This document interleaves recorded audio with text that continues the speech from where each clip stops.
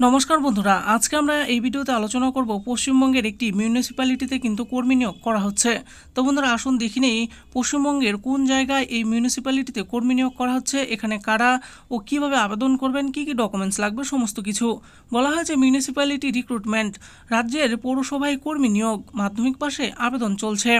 তাহলে আসুন দেখিনি কোন জায়গায় নেওয়া হবে এবং কেমন করে করবেন। মিউনিসিপ্যালিটি রিক্রুটমেন্ট, রাজ্যের চাকরি প্রার্থীদের জন্য চলে এসেছে দুর্দান্ত সুখবর। পশ্চিমবঙ্গ রাজ্যেরই এক জেলায় অন্তর্গত পৌরসভায় স্বাস্থ্যকর্মী নিয়োগের জন্য বিজ্ঞপ্তি প্রকাশিত হয়েছে। শুধুমাত্র মাধ্যমিক পাস যোগ্যতা থাকলেই এই পদের জন্য আবেদন করতে পারবেন চাকরি প্রার্থীরা। ইতিমধ্যে এই পদের জন্য আবেদন গ্রহণ শুরু হয়ে গিয়েছে, তাই এই চাকরি সম্পর্কে যাবতীয় বিশদ বিবরণ জানার জন্য এই ভিডিওটি দেখুন। এখানে মোট শূন্য পদের সংখ্যা কত? মিউনিসিপ্যালিটির এই পদে মোট ৩৫ জন চাকরি প্রার্থীকে নিয়োগ করা হবে। কোন পদে চাকরি প্রার্থীদের নিয়োগ করা হবে? অনারারি হেলথ ওয়ার্কার পদে নিয়োগ করা হবে চাকরি প্রার্থীদের। শিক্ষাগত যোগ্যতা কত হতে হবে? রাজ্যের পৌরসভায় স্বাস্থ্যকর্মী হিসাবে যোগদান করার জন্য আবেদনকারীকে অবশ্যই মাধ্যমিক বা তার সমতুল্য পরীক্ষায় পাশ করে থাকতে হবে।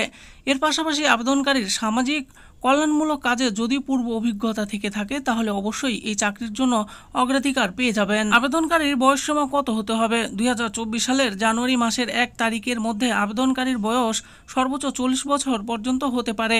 এর একদিনেও বেশি বয়স হলে সেই আবেদনকারীকে এই পদে আবেদনের যোগ্য হিসাবে নির্বাচিত করা হবে না। এবার আমরা জানবো এই পদে কর্মরত প্রার্থীদের মাসিক বেতন কত দেওয়া হয়ে থাকে। পৌরসভার স্বাস্থ্যকর্মী হিসেবে যে সমস্ত কর্মীরা বর্তমানে কাজ করছেন তাদের প্রতি মাসে বেতন হিসাবে মোট ৪,৫০০ টাকা করে দেওয়া হয়ে থাকে। এই পদের নিয়োগ পদ্ধতি কি থাকছে?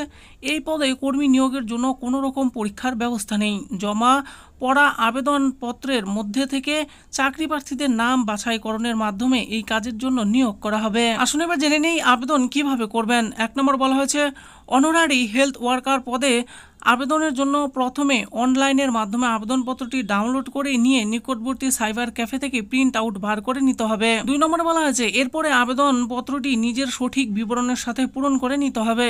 ৩ নম্বরে বলা হয়েছে আবেদনপত্রের সাথে প্রয়োজনীয় সমস্ত নথি অ্যাটাচ করে নিচে বলে দেওয়া ঠিকানায় জমা করে দিতে হবে। কোন কোন নথিপত্র প্রয়োজন হবে? এখানে আবেদনের জন্য চাকরি প্রার্থীদের আবেদনপত্রের সঙ্গে নিজের এই নথিগুলি জমা দিতে হবে। আধার কার্ড, তারপর ভোটার কার্ড, প্যান কার্ড, বয়স এবং ঠিকানার প্রমাণপত্র, বৈধ মোবাইল নম্বর লাগবে, রঙিন পাসপোর্ট আকারের ছবি লাগবে আর কাস্ট সার্টিফিকেট দিতে হবে। আবেদনের শেষ তারিখ কবে? চলতি মাসের ২৬ তারিখ পর্যন্ত এই পদের জন্য আবেদন করা যাবে। কোন ঠিকানায় আবেদনপত্র জমা করতে হবে আপনাদেরকে? Siliguri municipal corporation, Baghajatin road, Siliguri 734001 এই ঠিকানায় আপনাদেরকে আবেদনপত্র জমা করতে হবে। তবে একটি গুরুত্বপূর্ণ তথ্য রয়েছে, আসুন সেটি জেনে নেই। যেহেতু এই চাকরির বিজ্ঞপ্তি শিলিগুড়ি পৌরসভা থেকে প্রকাশিত করা হয়েছে, তার জন্য চাকরি প্রার্থীকে অবশ্যই শিলিগুড়ি পৌরসভার অন্তর্গত এলাকায় বসবাস করতে হবে, অন্যথায় এই পদের চাকরি করার জন্য যোগ্য বিবেচিত করা হবে না। তো বন্ধুরা দেখে নিলেন, আজকে আমরা এই ভিডিওতে আলোচনা করলাম পশ্চিমবঙ্গের শিলিগুড়ি জেলার মিউনিসিপ্যাল কর্পোরেশনের পক্ষ থেকে কিন্তু এই রিক্রুটমেন্ট জারি করা হয়েছে। তো এর আবেদনপত্রটি আপনারা কিন্তু সাইবার ক্যাফে থেকে বের করে নিয়ে আবেদনপত্রটি ভালোভাবে ফিল আপ করে শিলিগুড়ি কর্পোরেশনে গিয়ে জমা দিতে হবে প্রয়োজনীয় ডকুমেন্টসের সাথে। আশা করি ভিডিওটি আপনাদের ভালো লেগেছে, আর এই ভিডিওটি যদি আপনাদের ভালো লেগে থাকে তাহলে অবশ্যই একটি লাইক করবেন। আরও এরকম নিত্য নতুন চাকরির ব্যাপারে জানতে হলে আমাদের এই চ্যানেল জব ফর ইউ চ্যানেলটিকে অবশ্যই সাবস্ক্রাইব করবেন। আর এই ভিডিওটি দেখার জন্য আপনাদের সকলকেই অসংখ্য ধন্যবাদ।